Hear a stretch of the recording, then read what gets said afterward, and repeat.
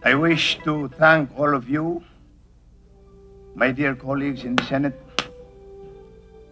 for the confidence that you have reposed in my ability to run the Senate of the Republic as its president in the remaining months of the 11th Congress. Bago pa man siya manumpa bilang pinuno ng Senado, naging tampulan na ng intriga at spekulasyon si Aquilino Nene Pimentel. That's because as Senate President, he plays a pivotal role in the impeachment proceedings against President Estrada. Can he withstand the pressure and decide with impartiality? What is this public servant from Cagayan de Oro made of? Tonight, we will probe into the life of this man who faces what could be the most significant turning point in his political life, and that of our nation. A man simply known as Nene.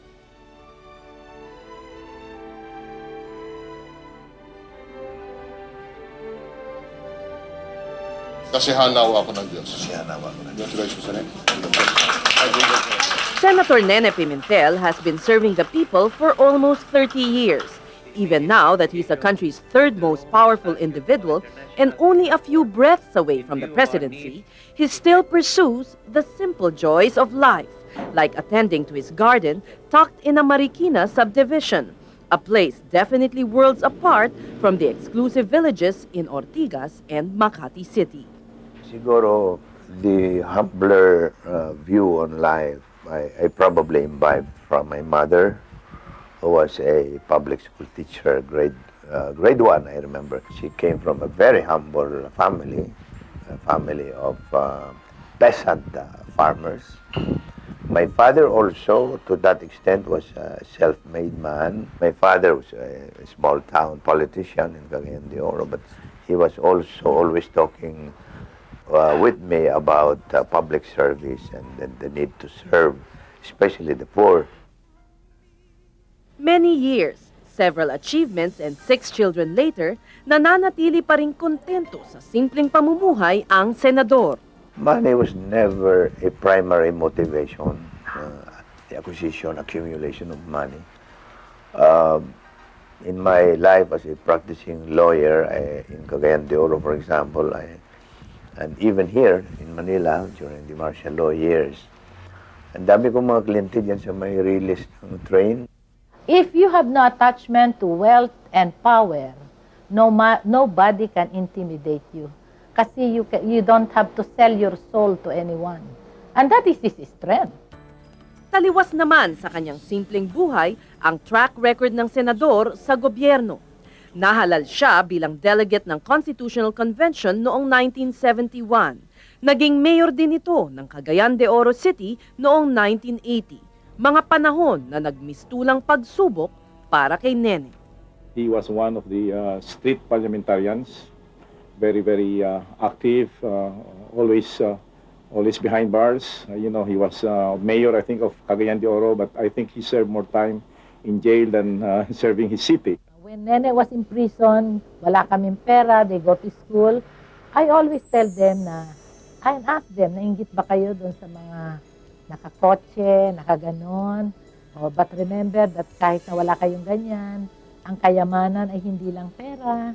Kayamanan ay iba-ibang grasya ng Panginoon. Pangalan mo na malinis, utak mo na marunong ka, health mo, kayamanan lahat yan.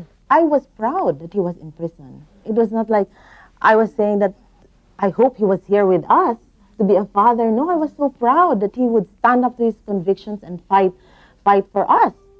Matapos magsilbing miyembro ng Parliament noong 1984, itinalaga naman si Nene ng dating Pangulong Aquino bilang Minister of Local Government.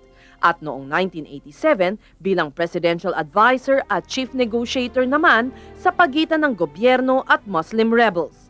Subalit tila sadyang mapanubok ang tadhana. Nang si Nene ay tumakbong muli para sa Senado noong 1995, naging biktima ito ng dagdag bawas scam. Ano kaya ang gusto ng Panginoon? Bakit ikaw ang tinarget ng dagdag bawas? Ganon yun ang tanong. So ang sagot is, siguro dahil ikaw lang yung lalaban at magpoprotesta.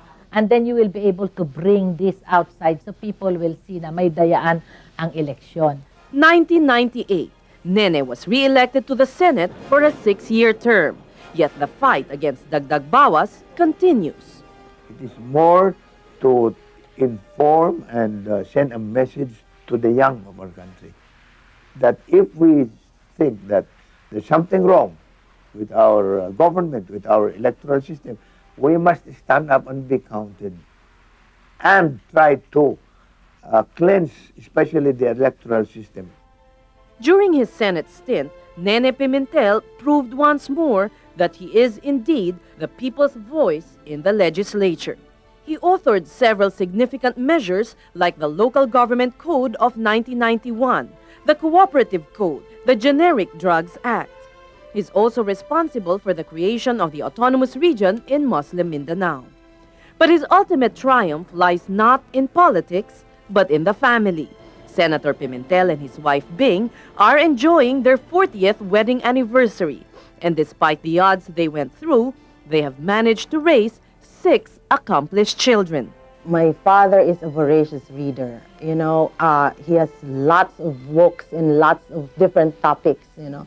It's not just like me, probably I would stick to bestsellers and stuff like that. No, he is a varied collection of books. You would see him reading and researching. So by example, he leads us. As a whole nation waits with bated breath for the upcoming trial, Senate President Pimentel tries to spend much more time at home with his growing family. Where do you find pleasure? What gives you joy?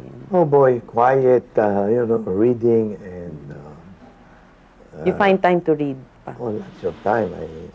I wake up, And normally at 4 o'clock at dawn. What's the first thing you do? I try to read a few pages of the Bible, and then after that I open my email, go over the internet news, and exercise a little bit. Then, Anong exercise mo? treadmill, yung ganon, walking, sometimes biking around. I have a bike. village? Yes. We are at a historical crossroad. At hindi pa man nagsisimula ang paglilitis laban kay Pangulong Estrada, ay mayroon ng humuhusga kay Nene Pimentel. Para sa mga taong kumukwestiyon sa kanyang integridad, ang sagot niya'y munting paalala. I am only one guidepost, which I've followed throughout my life as a public servant and even as a private person, and that is my conscience. When Cory became president, there was one favorite advocacy of hers, and that was the retention of the U.S. bases. When she asked me to support that, I said, Mrs. President, please ask me another favor. Pero wag lang yan because palagay ko it's against the national interest to just continue the U.S. bases here in our country. So I said no. Then when President Ramos was being investigated for his involvement in the so-called Expo Filipino scam, I recommended his prosecution in spite of the fact that he's my friend. And he still is my friend. And so, pagdating na ni Erap's presidency, he asked me to run with him. I ran with him. We won. But when he asked me to vote for the visiting forces agreement, I told him, Mr. President, hindi ko kayang iboto yun. What would you consider, Senator, your biggest political achievement? Standing up for principles. I think if I were to mention that as my, hopefully the legacy that I can leave behind, of which my family can be proud, that would be it.